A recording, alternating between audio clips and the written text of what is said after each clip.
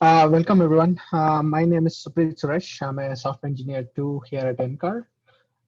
This presentation is going to be about two projects that we worked over the summer with our student interns. My colleague Cena Miller will be taking over from me for the second half of this presentation. So this summer, we worked with a group of students across multiple institutions, and we looked at GPU portability of MOM6 Ocean model with OpenACC. So this work was mostly done by graduate and undergraduate students from various institutions. So here's how our team looks like. We have a couple of students who are NCAR Wyoming interns who are with us over the summer. And we have a team at University of Delaware who works with us on porting the code. And also we have a team up in University of Wyoming who actually works us with our scripting needs to create some scripts. So the objective of this project is to get an operational single source ocean model, which is capable of running on heterogeneous computer architectures. This overreaching goal was narrowed down to formulate more reasonable objectives for achievement over this summer. So the primary objective for the summer was to port the barotropic portion of the dynamical core of MOM6 onto hybrid architectures. We also wanted to come up with a way to actually validate the results against the results of the ported code against the CPU version of the same code. So to reach our project goals, the code needs to achieve some good performance on these hybrid architectures without losing any performance on the CPUs. For this work, we actually implemented a work cycle, which is to use the directive-based approach, which is OpenACC. And in this work cycle, we have four main pillars, which is we profile the code at the beginning. We actually port the code. Once we have this code working or running on GPU, we again go back and optimize the code further. And of course, we validate the results as well. So this development cycle is a recursive cycle, and the optimization is considered completed when the return is too small for us. So this slide shows the execution, build and execution configuration and the environment for all of our runs. For CPUs, we use NCAR Shan supercomputer, which is basically Intel Xeon Broadwell processor. We use both Intel as well as PGI compiler on it. For GPU runs, we use NCAR Casper supercomputer with PGI compiler. And as of now, we are still working on only one node with multiple GPUs in it. So as a first step, one of the main tasks for us was to select the test case that we were going to work on. For this, we selected something called water channel benchmark or Mozambique channel benchmark instead of modeling the whole global model. It's easier for us to run. It's easier for us to run it faster, which has less dependency. This actually suits better for our needs at this point for porting. So as second step, we did a weak and strong scaling study on CPUs before getting into porting tasks. So here we measured how the code scales when we keep the amount of work and the processors roughly equal. The ideal case would be to have the lines here be relatively flat across multiple compilers. But of course, as you can see from the graph, there is some variation, and the variation is very minimal, which is about 0.06. Then we did a strong scaling study. Here we are using our 8-node run of the code as the baseline. So we are potentially seeing a super scaling here. We think it is because of the cache misses. And the next step is we want to move this baseline from 8 nodes to 24 nodes, or the super scaling is happening. That's the cache misses. It was our guess at this point. We need to do more profiling to confirm this suspicion. So after doing the scaling study, we used Intel VTune amplifier to profile the code at a more detailed picture. So to get a more detailed picture. So as you can see from the pie chart, MPI weight is the most expensive routine. We think this is because of the load balancing issues, because in an ocean model, we have both land points as the ocean points. And the ocean points has to wait, the land points has to wait till the ocean points finishes all the work. If you look at the right bottom of this pie chart, you can see the barotropic step function is the most expensive function. So we started porting this barotropic step function as the first step. So when we started porting, we had lots of issues. So I'm going to talk about 3 major issues that we had. One of the main issues that we had is what we are terming as a deep copy issue or a structure issue. So MOM6 code is written in such a way that we have the structure of derived types containing arrays of data or even more derived types inside it, which then formulates a path which must be followed to find the actual data and then transfer it to the GPU. So when we try to move this data onto the GPU for calculation, this movement required something what we call the deep copy, where instead of just the pointer, the whole whole structure has to be copied onto the GPU. So when we tried with the PGI deep copy flag, it straight out of the box, it didn't work very well for us. We got a lot of errors with the memory access. So to do a workaround, what we came up with was we introduced these small temporary arrays with a fixed size, and then we copy the data from the structure onto these temporary arrays. Then we move this data onto GPU as a normal data moment, just a copy directives.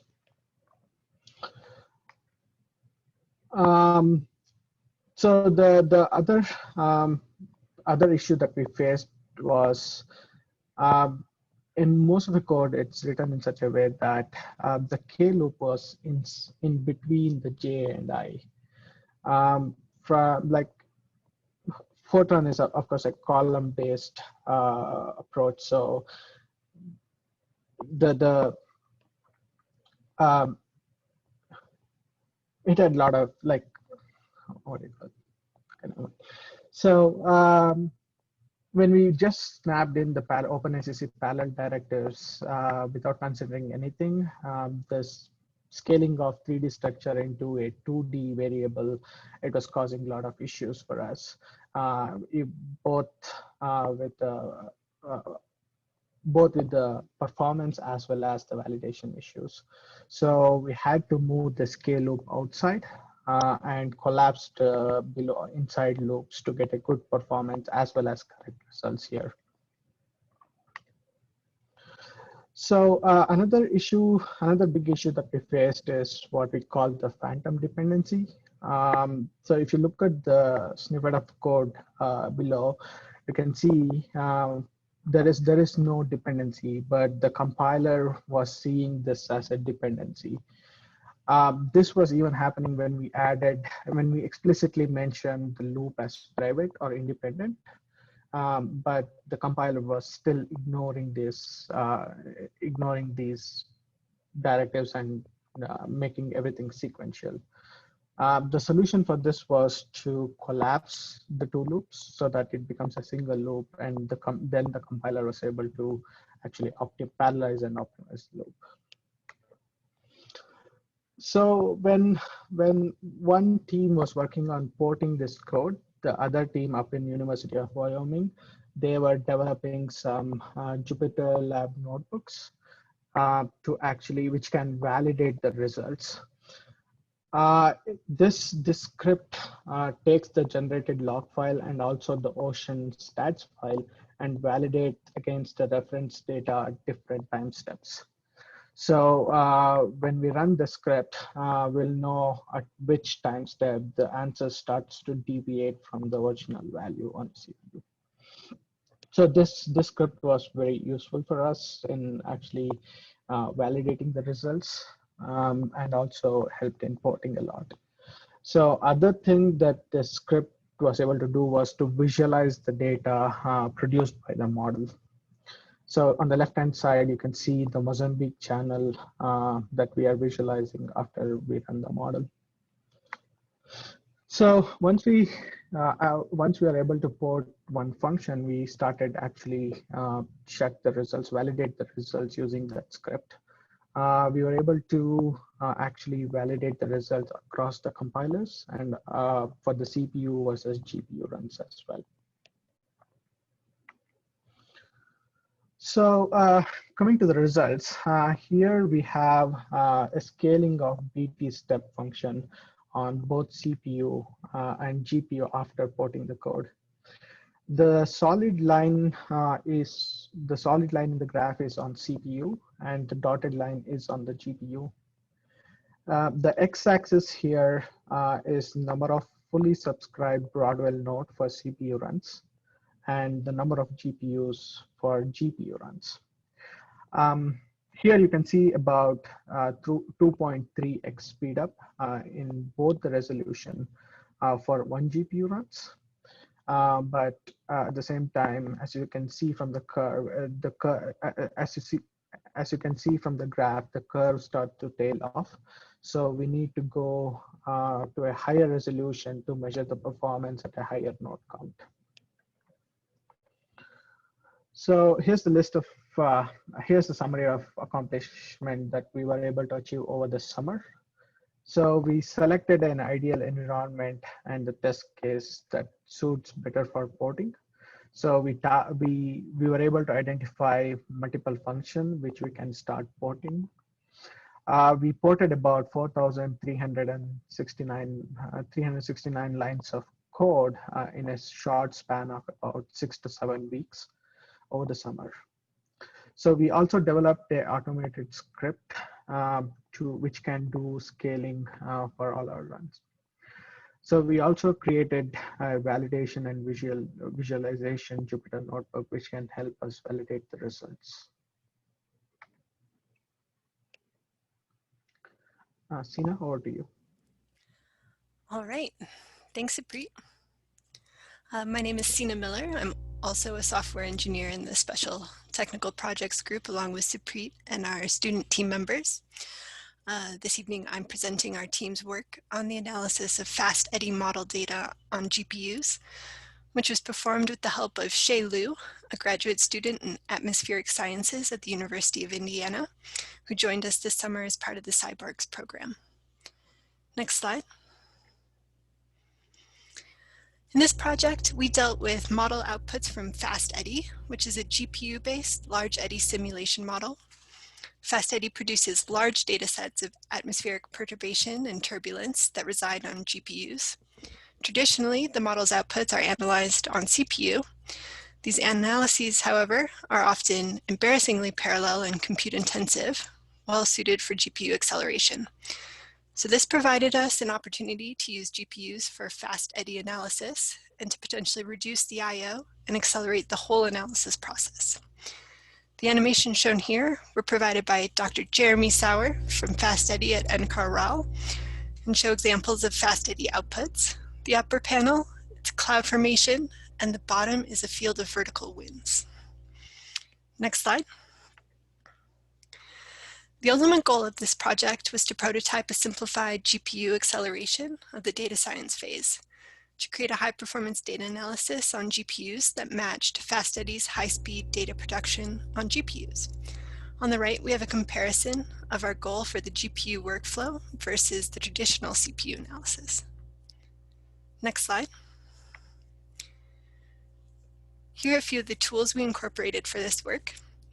CuPy or CuDaPy is a Python library that's analogous to the more familiar NumPy library. It's used to do element-wise array operations on GPUs. CuPy also supports some of the more popular data structures in atmospheric data science, such as the X-array dataset and Pandas data frame.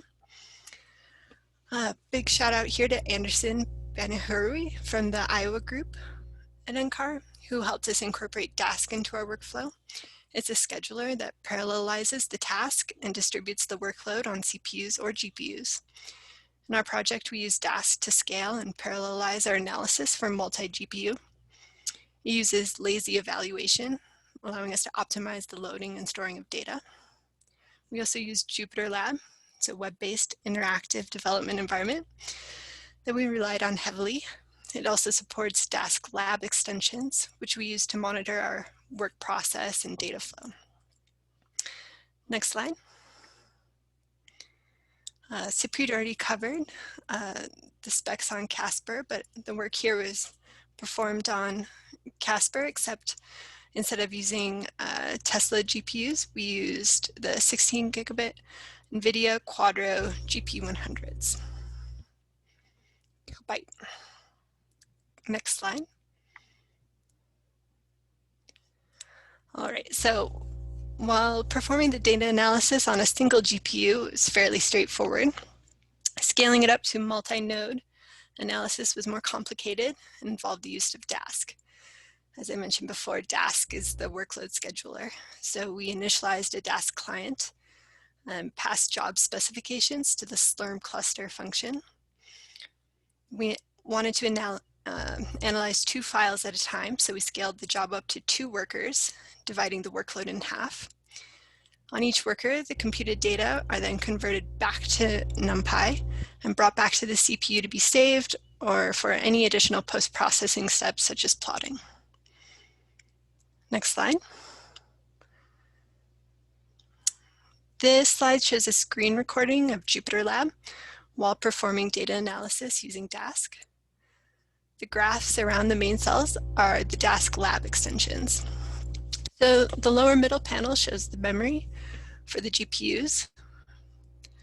The red arrows show how the GPU memory is being filled during execution. And to the right of the panel, you can see this schedule of progress where it updates which function is being executed along with timing information. Next slide. So here we have a little comparison of some of the CPU and GPU calculated variables. On the top, the first variable we compare is horizontal perturbation wind speed. It's a relatively simple calculation, and the absolute difference between the GPU and CPU versions are shown in the rightmost column. Small differences on the magnitude of 10 to the minus 5. On the bottom panel, we have a more complicated variable.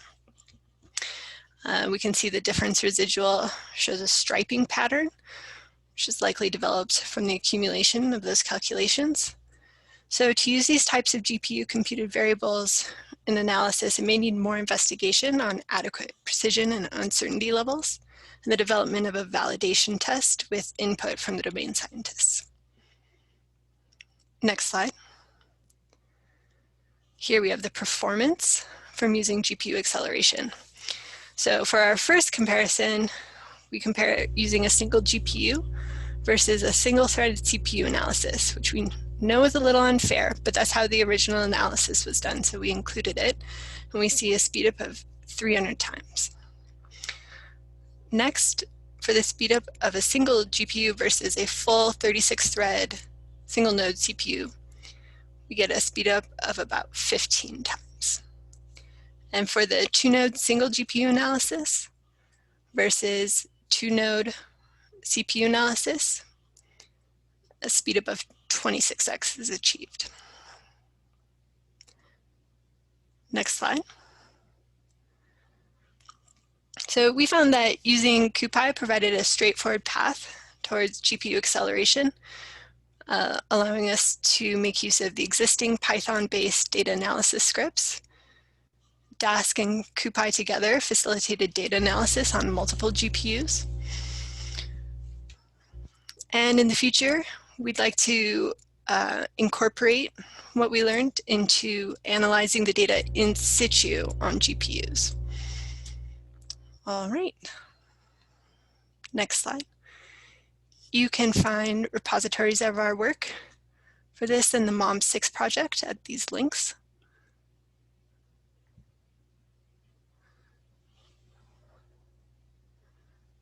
Thank you.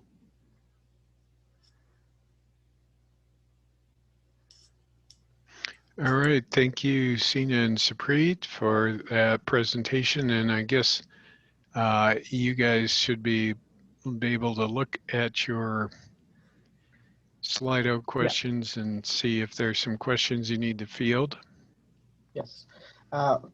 First question is, maybe I missed it, but could you give some comments about how the data transfers between the CPU and GPU affect the optimization of MOM6?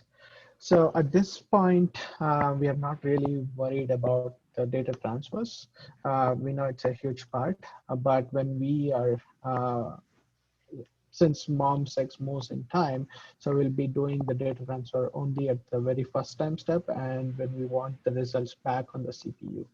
So the data transfer, we are not considering the data transfer as a part of performance results here. Hope I answered the question. Okay, any more questions you want to answer? I don't see any more questions on Slido. Yes. Well, I have one for you guys. Can you say something, obviously you mentioned the use of student teams in this project. What were some of the challenges and some of the benefits of using student teams in summer projects like this?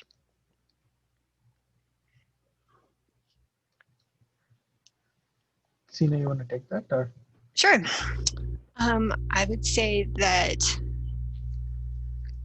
one of the challenges is always getting the students training and up to speed on GPU architecture. But I think once that initial investment is made, it continues to pay off. Another challenge is managing a larger team. So it means that we have to use more team management strategies, getting everyone trained on how to use GitHub. And then also some of the students naturally fall into leadership roles and they can continue training students in their groups back at the university. So we can kind of create a great pipeline of learning and training.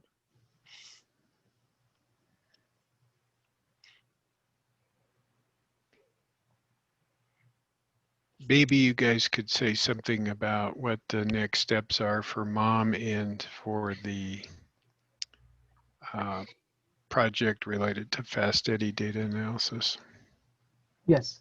The future work for MOM6 is, as you saw in the profiling results, we just ported just one single function as of now.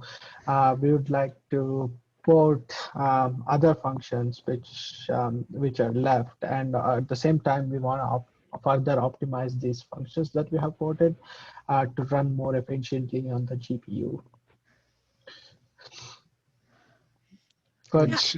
And Cena, what about the data analysis? What's the next step there? Incorporating it into the actual workflow. So the way this, over the summer, the project worked, we took the data and put it onto the GPU for analysis. So in the future, we'd like to perform the analysis in place. Okay, well, thank you. I found the error levels a bit concerning, and that would seem to be something you'll have to get the bottom of, because most scientists, I think, would be uncomfortable with differences at that level. Any comment on that? Yes, I think this analysis was performed at single precision. levels. So I think switching over to double precision probably help, but it needs to be explored. Okay. Well, normally I would say let's thank the speakers, but you know, we're kind of lacking an audience, so I'll just, you know,